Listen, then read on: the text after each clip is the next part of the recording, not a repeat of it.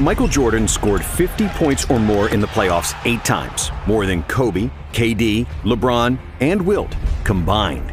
Jordan also had the most 40-point playoff games, more than Kareem, AI, Steph, and D-Wade put together. In fact, MJ is the only player in NBA history who had more 40-point career games than games where he scored less than 20 points. Jordan's godlike aura, brutal trash talk, and physical dominance put fear in opponents' hearts. And while they had to get a good night's sleep before facing the Bulls, Jordan could drink and smoke cigars before the game and still drop 40. His airness made it look easy, and he proved it when the games were on the line. Game on the line, who would take the last shot? Me. 28 times Jordan scored the game-winning shot, including 7 game winners in the playoffs. And MJ wasn't just a scorer. He had the most first-team All-Defense selections ever with 9. He's the all-time blocks leader by a guard and has the most seasons with over 200 steals, with 6. In 1989, when the Bulls lost their starting point guard, Coach Doug Collins made Jordan play the point, and he notched 10 triple-doubles in 11 games, averaging 30 points, 11 assists, and 9.5 rebounds per game. Between 1991 and 1996, MJ played 13 consecutive playoff series where he averaged more than 30 points per game, retiring with 6 rings, 5 MVPs, and a 6-0 record in the final. But despite his seemingly invincible legacy, Jordan did have some weaknesses. MJ led the NBA in field goal attempts 9 times during his 13 years in Chicago, and he was a bit of a ball hog, especially in his early career. Jordan also had some bad playoff games, and he certainly wasn't the most pleasant teammate. So, how good was Michael Jordan actually? And is he really the GOAT? To answer that, we'll start with his genetics and God-given talent. Michael Jordan was supposed to be short. Nobody in his family was taller than 5'9", and as a high school sophomore, Michael was famously cut from his varsity basketball team because he was only 5'11". It sounds sad, but it's true. However, the Jordans were blessed with supreme athleticism. Just look at Michael's older brother Larry, who could dunk at 5'8". So, when an unexpected growth spurt pushed Michael to 6'6", he became unstoppable. By the end of his high school career, Jordan was averaging 27 points, 12 rebounds, and 6 assists. But despite his unreal speed and athleticism, young MJ was still an unpolished gem because he really only played 2 years of high school basketball. As a freshman at UNC, MJ averaged a modest 13 points, 4 rebounds, and 2 assists per game. He was the 3rd leading scorer on the team behind James Worthy and Sam Perkins, and his fundamentals, ball handling, and confidence weren't yet at a super high level. But all that changed in the 1982 NCAA Finals, when Michael hit a game-winning shot against Patrick Ewing, winning the national championship. 18. Shot. Jordan. North Carolina has won the 1982 NCAA championship. Jordan said this was the biggest turning point of his career, because after that, his confidence was through the roof. That turned my name from Mike to Michael Jordan. It gave me the confidence that I needed to start to excel at the game of basketball. In the next 2 seasons, Jordan continued his basketball education under Dean Smith and became a complete player. He averaged 20 points per game, was a consensus first-team All-American, and as a junior in 1984, he was named Collegiate Player of the Year. But based on his college career alone, it was hard to predict that Jordan would reach the pinnacle of the NBA. After all, many great players who came before Michael had far better college careers, including Kareem, Magic, Bird, Bill Walton, Bill Russell, Oscar Robertson, David Thompson, Pete Maravich, and a few others. Because of his relatively modest numbers in college, and because the 80s were the era of the big men, Jordan was selected 3rd in the 1984 NBA draft, behind centers Hakeem Olajuwon and Sam Bowie. He's only 6'6", so how much can he really do? We wish he were 7'1", but he isn't. However, it took just 2 practices for the Bulls coach to call the general manager and say, "You didn't mess up the draft this time." For the first day in practice, my mentality was, whoever is the team leader on that team, I'm going after him. And I'm not going to do it with my voice because I had no voice. I have to do it with the way that I play. When the season started, it took Jordan only 3 games to score over 30 and 9 games to eclipse 40. By the end of the first month, it was obvious that Jordan was supposed to be the first overall pick. While Olajuwon looked like a star, Jordan was more like a supernova because there was nobody in the league faster than him. It seemed almost unfair how he blew past opponents with just a single step who had no answer for his drives to the basket. On top of his speed, Jordan was also the most athletic player in the NBA, with an unmatched vertical jump and hang time. When he drove to the cup, it looked like he was a fighter jet, and his quickness served as a runway for his vertical takeoff. When MJ raised up for a jump shot, it seemed like nobody was ever guarding him, because the laws of gravity didn't seem to apply to Michael. Defenders could jump at the same time, but as they would inevitably fall down, Jordan would continue to float in the air and shoot completely unbothered. How's the transition been from college to the NBA? Well, I think it's been pretty easy. Thanks to his high-flying feats and insane dunks, Jordan quickly became the most popular player in the NBA. So it only made sense that in 1986, he got voted to the All-Star game, despite playing just 3 games up to that point due to an ankle injury. And that same year, in the playoffs, he set a playoff scoring record with 63 points against Boston. But it was an incredible playoff performance. I've never seen it before, and I had never seen it after. That wasn't Michael Jordan out there. It was God disguised as Michael Jordan. As if MJ wasn't doing enough already, in 1987, MJ led the NBA in scoring with 37 points per game, which was and remains the 5th best scoring output ever, behind only Wilt's insane scoring feats of the early 1960s. I just want the franchise and Chicago Bulls to be respected as a team. It's very hard for something like that to happen, but it's not impossible. Meanwhile, Jordan was miserable. Despite all the fame and individual accolades, he was always losing. In his first 3 seasons, MJ only won 1 playoff game, despite being the best player in the league. But after the Bulls GM Jerry Krause drafted Horace Grant and Scottie Pippen, his life would change forever. In 1988, MJ averaged 35 points on 54% shooting, with 6 rebounds and 6 assists, winning his first career MVP. Because he also led the NBA in steals with 3.2 plus 1.6 blocks per game, Jordan won the Defensive Player of the Year. And he is still one of only 5 players ever to win Defensive Player of the Year and MVP. And after the 1988 dunk contest against Dominique Wilkins, which is considered by many to be the best of all time, some people already started calling him the best player they have ever seen. That's got to be a 50. But none of that mattered, because the most important thing to Jordan was winning. And now, with Pippen and Grant on the team, the Bulls had their first 50-win season since 1974. Chicago then finally advanced in the playoffs, winning the first round over the Cavaliers, with MJ averaging an insane 45 points per game.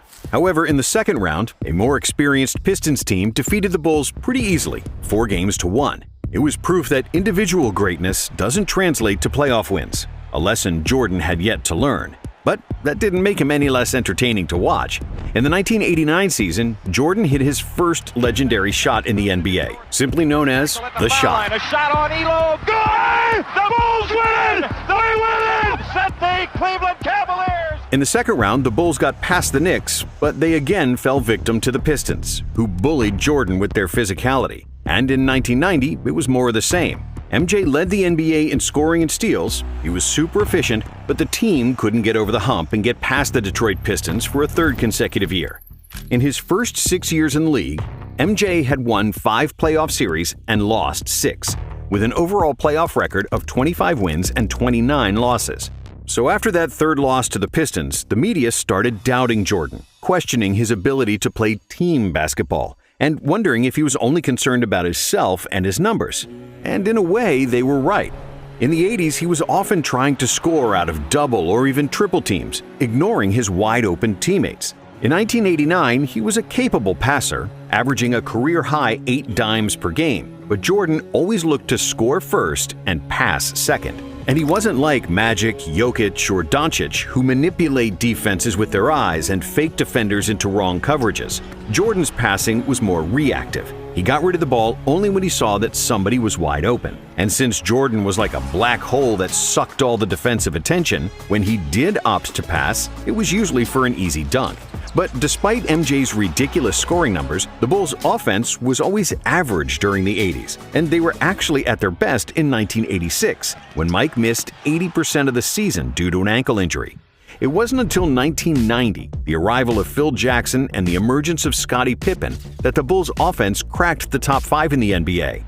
Pippen's passing and pushing the ball in the open court created lots of space for Jordan, who could finally trust someone else to make plays for him consistently. But Pippen's value was maybe even more pronounced on the defensive end. With With an enormous wingspan, agility, and a motor to cover multiple players on one possession, Scottie was just what Michael was missing. Pip's presence allowed Michael to play free safety on defense, jump into passing lanes for steals, and he didn't need to waste his energy guarding the best opposing player, because Scottie usually did that.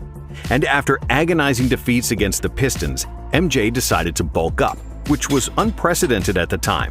Players didn't spend much time in the gym, and if you look at all the players in the 80s, they looked lean, but hardly anyone was super muscular. So when MJ returned for the 1991 season, he was still super quick, athletic, and could contort his body in the air like no one else.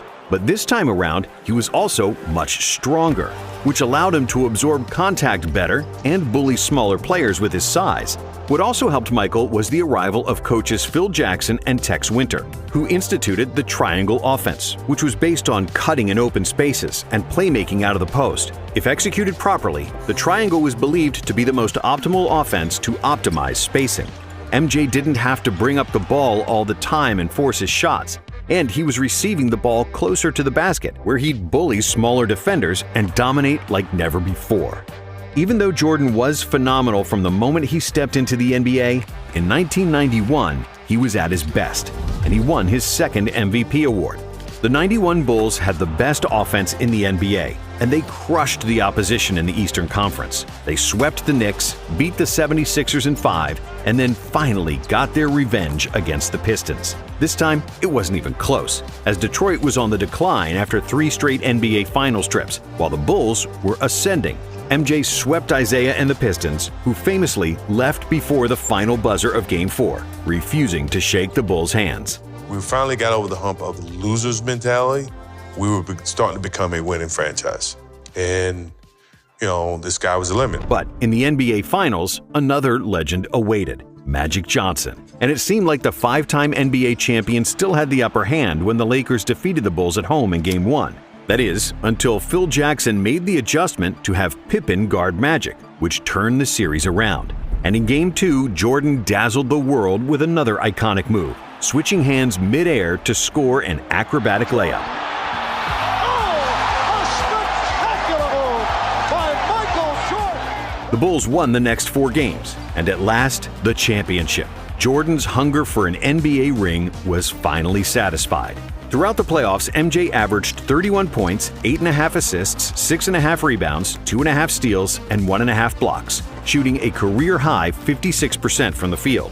Jordan is the most talented player in the NBA, by far. And the 1992 season was a continuation of peak form for Jordan and the Bulls. Another scoring title with super efficient shooting, first-team All-Defense, and another MVP for his airness. The Bulls once again had the best offense in the NBA and won a franchise record 67 games. Chicago reached the finals against the Trailblazers, and the media pushed the narrative that Clyde Drexler was better than Jordan, because Jordan is not a good outside shooter. So MJ responded by nailing 6 threes and 35 points in the first half of Game 1, which was a finals record for both threes and points and a half, in what will forever be remembered as the Shrug Game. And even though Portland tied the series at 2 apiece, the Bulls were just too good, and they won the series in 6, with MJ averaging 36 points in the finals. After the second finals and the Dream Team experience in Barcelona, Pippen and Jordan came into the 93 season with an empty tank. The Bulls weren't as dominant in the regular season. But even though he was tired, MJ still led the NBA in scoring, which was his 7th scoring title in a row. And he also led the league in steals. Chicago made it to a 3rd consecutive finals, where they faced league MVP Charles Barkley and the Phoenix Suns, the best team in the regular season. Barkley was also the best player on the Dream Team, and when he won the MVP, many people believed that he could be an even better player than Michael, which pissed off Jordan. But because of the Suns' inexperience and Barkley's nasty elbow injury, the Bulls won the first 2 games on the road, and it seemed like it would be smooth sailing to the next title. However, the Suns weren't going away that easily. They won Games 3 and 5 in Chicago, and they could have won Game 4 too, if it wasn't for Jordan. That motherfucker would not let me win that game. Who buried the Suns with 55 points, the second highest scoring game in NBA Finals history. And Michael just outplayed me. That was probably the first time in my life that I felt like there was a better basketball player in the world than me, to be honest with you.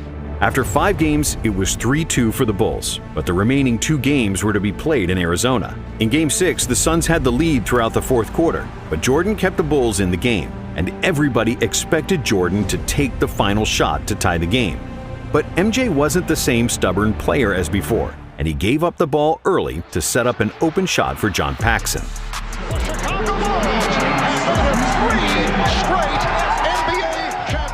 That was it. A three-peat, and MJ's legacy was set. Jordan finished the '93 finals with averages of 41, 8, and 6 on 51% shooting and 40% from 3. And this wasn't even his best playoff series statistically. MJ was on the top of his game, and his basketball IQ, winning mentality, and physical dominance all synced in perfect harmony. Jordan showed his otherworldly ability to beat an opponent one-on-one, separate double teams, attack the rim, but also to find open teammates. If we compare the 1993 Jordan to his early NBA years, the growth was evident.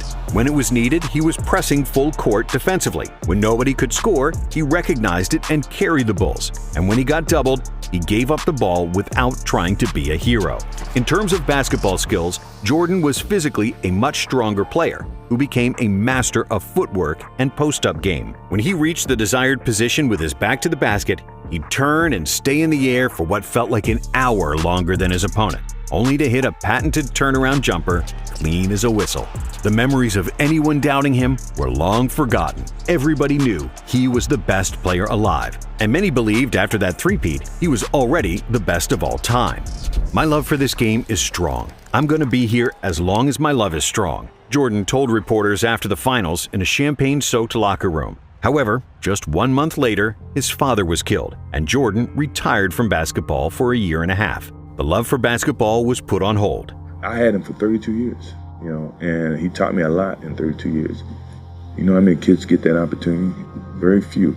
In today's society, get the chance to spend that much time with their parents and get that type of influence. 18 months and a stint in minor league baseball later, and the itch for the game became too strong. So Jordan released arguably the most famous 2-word press release of all time. It came in a 2-word statement which is now just begging to have a Nike campaign built around it, quote unquote, "I'm back."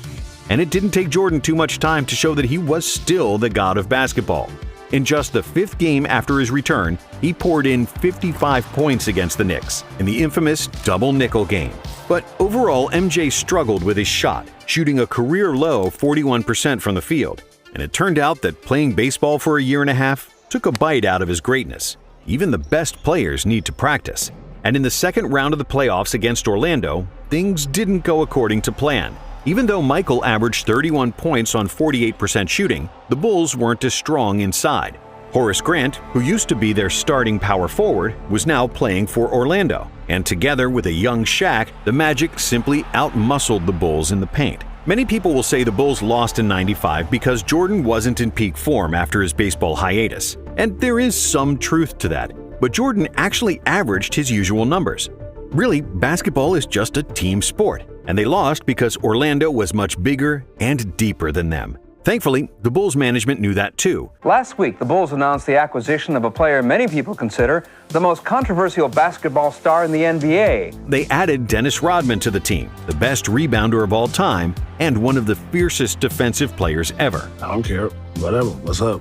A year before, they also added Steve Kerr, the most accurate three-point shooter ever. And together with a defensive dog, Ron Harper, and Tony Kukoc, who was the most versatile power forward in the NBA, MJ had the best supporting cast in the league.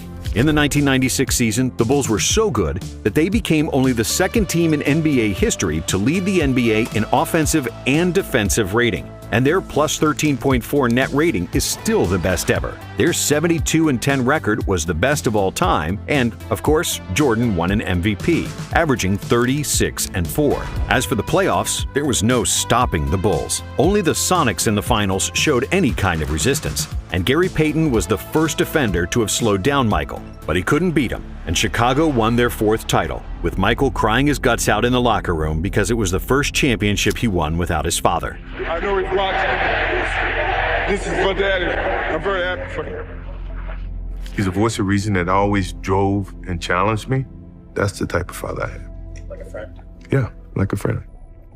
And when the 1997 season started, the Bulls continued to rule the NBA. With 4 Hall of Famers, the most accurate three-point shooter of all time, and other excellent role players, no team could match up with Chicago. Running the triangle like a well-oiled machine, the Bulls dominated the regular season with 69 wins, and getting to the finals seemed like a walk in the park, as they only lost 2 games in 3 playoff series. But in the finals, it wasn't that easy, because they played the formidable duo of Stockton and Malone and the Utah Jazz. This series would be remembered by the infamous flu game, where Jordan suffered from food poisoning and had a fever before the pivotal Game 5 when the series was tied. But Jordan played through the illness and managed to squeeze every atom of strength to score 38 points, and the Bulls won, 90-88. In Game 6, Jordan trusted Steve Kerr with the final shot, and Kerr hit a jumper for the win in the final seconds.